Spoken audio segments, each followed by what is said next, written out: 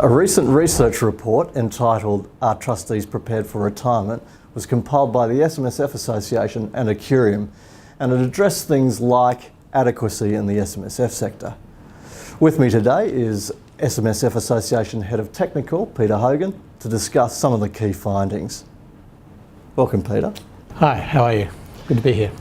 Now, the research was about SMSFs with at least one member in pension phase, and gave us some insights into whether or not they could achieve a comfortable level of income in retirement. So what were some of the findings there? Yeah, so the survey was of about 67,000 funds. So statistically, it was a good sample for a start. And as you said, at least one of the members of the fund was actually in pension phase already and had started an income stream.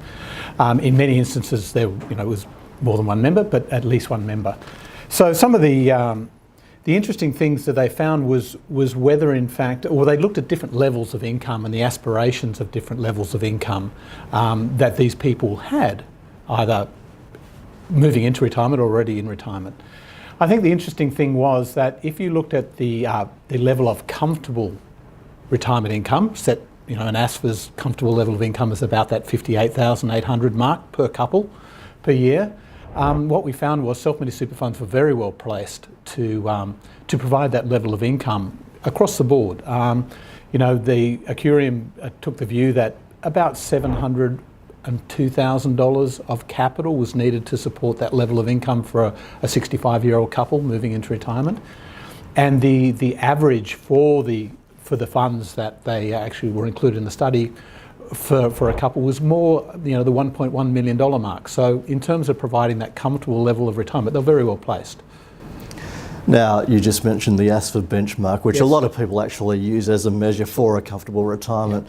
But the research went a little bit further and also revealed some desirable levels of income that they wanted to achieve rather than those standard benchmarks. Yeah, they did, that's right. And so what they looked at was, first of all, the actual levels of retirement being drawn down, and they tended to be a little higher than that.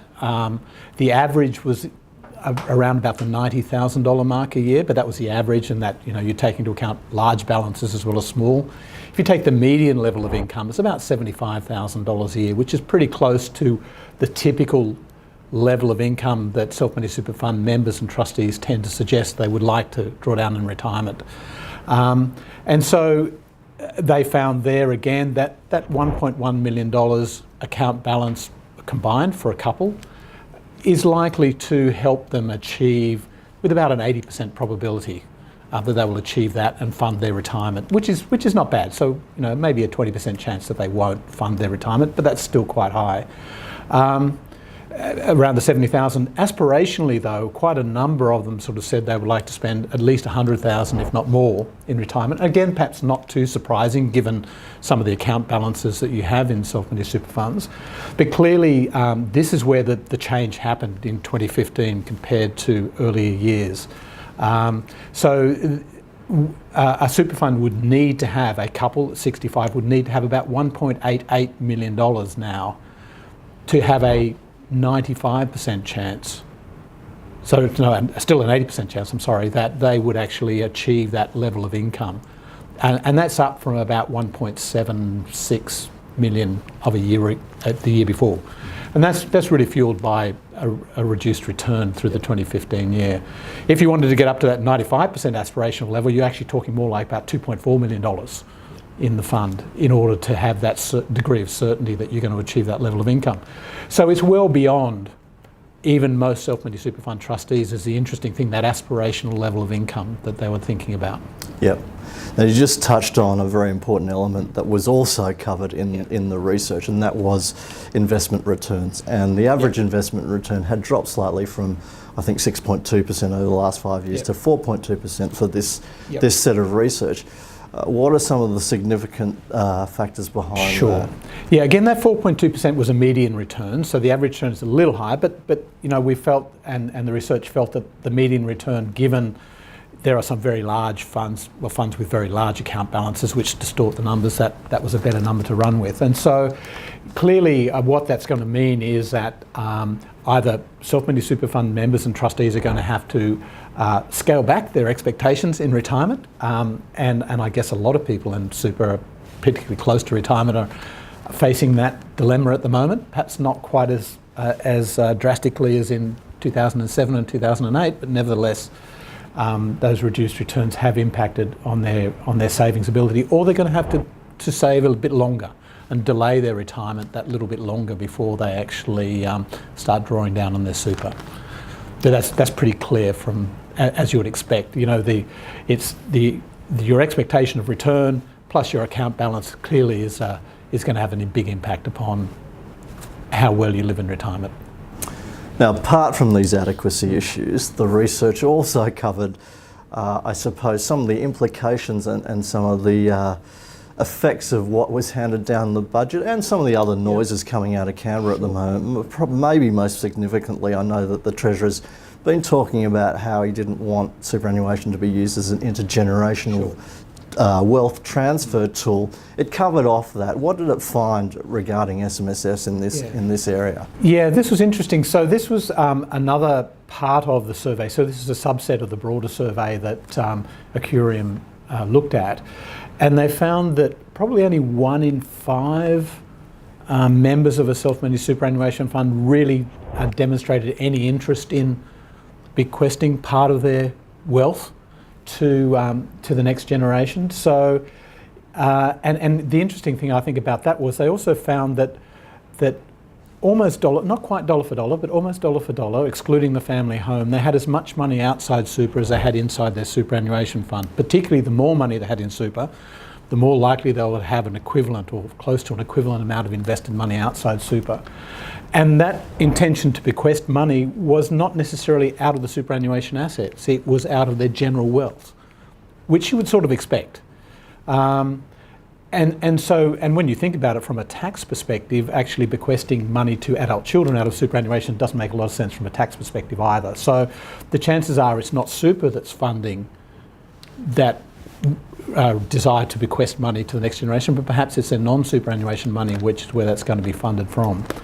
And the other interesting thing I think they found, just to round that off, is they found that if you had, for those who had combined wealth of more than $2 million, they were almost twice as more likely to actually want to leave some money to their children, the next generation, than if they had less than that in total. So again, when you look at, as I said, the typical account balance of a self-managed super fund is a bit over the $1.1 million mark.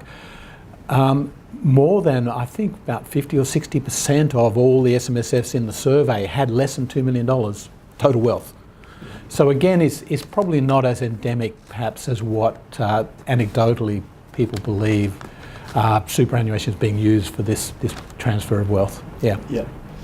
Now, the report also looked at another, what has become a fairly contentious issue around the $1.6 million transfer balance cap, and the number of people potentially it might affect there.